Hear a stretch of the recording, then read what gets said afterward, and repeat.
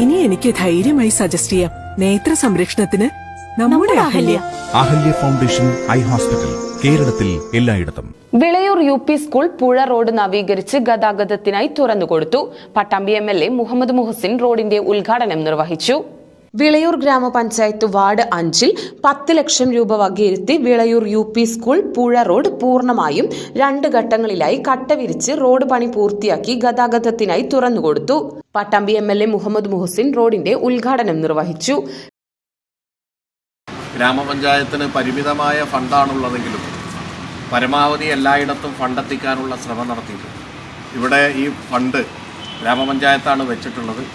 ഇവിടുത്തെ മെമ്പർ കൂടിയായിട്ടുള്ള പ്രസിഡൻ്റാണ് അതിന് ഇനിഷ്യേറ്റീവ് എടുത്തിട്ടുള്ളത്. അതിന് പ്രത്യേകം അവരെ അഭിനന്ദിക്കുക. ഇതിൻ്റെ ബാക്കി ഭാഗം കൂടി ചെയ്യാനുള്ള ഫണ്ട് ഞാൻ മിക്കവാറും എൻ്റെ പേരിൽ വരും എന്നാണ് വിചാരിച്ചത്. അപ്പോൾ അതിനും ഫണ്ട് വെച്ചിട്ടുണ്ട്. അപ്പോൾ പിന്നെ പ്രശ്നമല്ല, ടെൻഷനല്ല.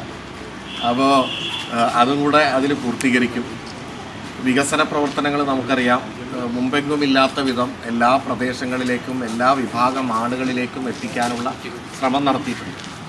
നമ്മുടെ ഇപ്പോൾ നേരത്തെ പറഞ്ഞതുപോലെ കേരളത്തിലെ 2ാമത്തെയും പാലക്കാട് ജില്ലയിലെ ആദ്യത്തെയും ഭിന്നശേഷി അംഗൻവാടി നിൽക്കുന്നത് ഈ വാർഡിലാണ്.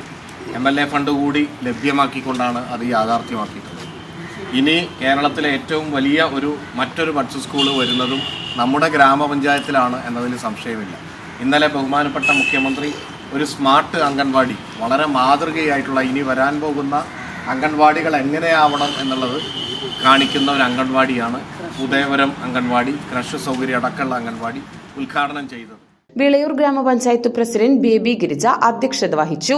വിളയൂർക്കൊപ്പം കുടിവെള്ള പദ്ധതിയുടെ പമ്പ് ഹൌസിലേക്കും തോണിക്കടവ് തടയണയിലേക്കുമുള്ള പ്രധാന റോഡാണിത്. യോഗത്തിൽ grama panchayat vice president KP Noufal, PC Sraju, PC Muhammad, TK Khalid, PC Azeez, Rajan Madayil തുടങ്ങിയവർ പങ്കെടുത്ത് സംസാരിച്ചു.